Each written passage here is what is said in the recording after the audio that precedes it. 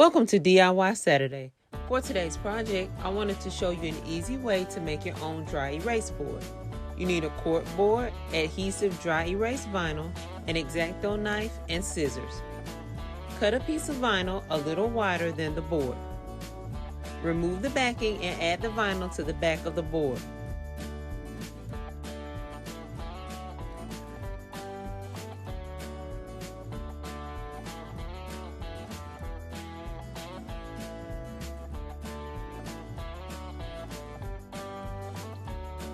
Use your X-Acto knife to trim the material to the edge of the board.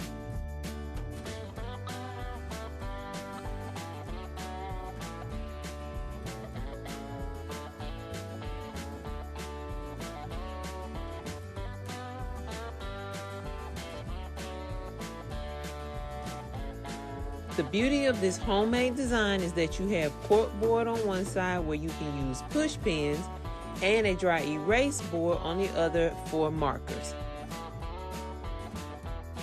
Add an eraser, your favorite colored markers, and this craft is complete. Thanks for watching, and make sure to like and subscribe.